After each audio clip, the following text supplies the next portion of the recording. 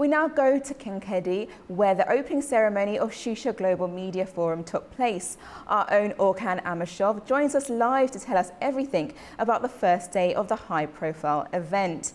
Orkhan, how would you describe the opening ceremony and what were some of the key things that stood out? Hello, day one of the historic Shusha Global Media Forum is now drawing to an end. Literally half an hour ago, the 3-hour-long press briefing, Q&A session of President Ilham Aliyev with the world media ended. That was a very long session wherein President Ilham Aliyev responded to the questions coming from different journalists, different representatives of the world media. And that was very interesting in many ways. Of course, as we know, this particular segment, the President Aliyev's Q&A session, has always been considered the centerpiece of the Global Media Forum, and today was not exception in that particular respect. And he responded to questions coming from Ukrainian journalists, from Russian journalists. Interestingly enough, regarding Ukraine, President Aliyev said something very interesting. He reiterated his old point, the point we mentioned few years ago, never ever reconciled with occupation. That was a response given to the question posed by Dmitry Gordon, famous Ukrainian journalist. And he also talked about the importance of many congregations that took place in Azerbaijan, about the 17th summit of the Economic Cooperation Organization.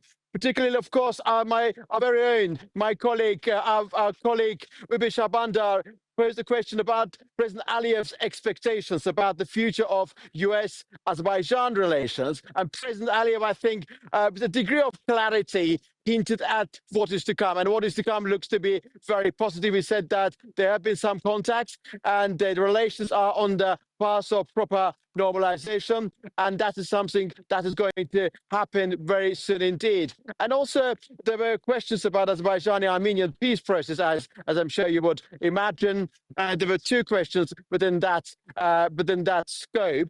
He effectively reiterated Azerbaijan's demands. Indeed, by 13th of March, as of 13th of March of this year, the draft peace agreement is ready, but naturally, there are two extra treaty obstacles that need to be fulfilled. And President Aliyev said something very interesting. I think that will be quoted by many analysts. He said that Prime Minister Pashinyan changed his opinion over the past 5 years. Back in 2018, in the stadium which is left to me, Prime Minister Pashinyan said that Karabakh is Armenia and full stop. And now, just a few days ago, Prime Minister Pashinyan, during a press conference, said that Armenia should have recognized Azerbaijan's territorial integrity earlier.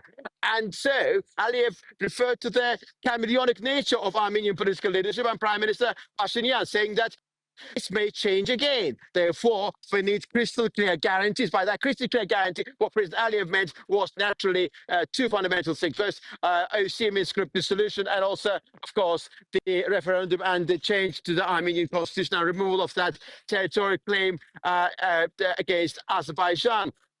Specifically, President Aliyev mentioned about control element of the Zangezur corridor. His response was very interesting. He said that that's up to Armenia. Armenia is currently dealing with that matter.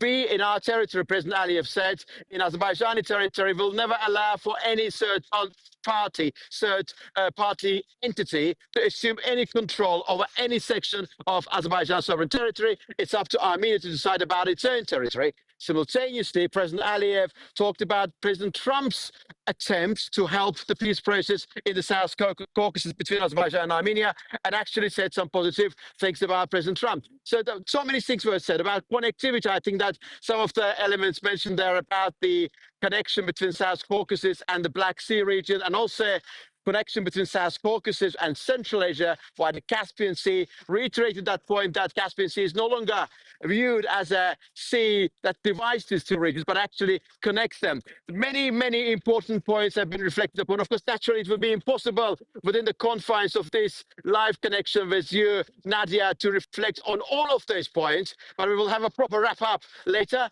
and then, of course, we will have an opportunity to reflect on those key points very, very, very extensively.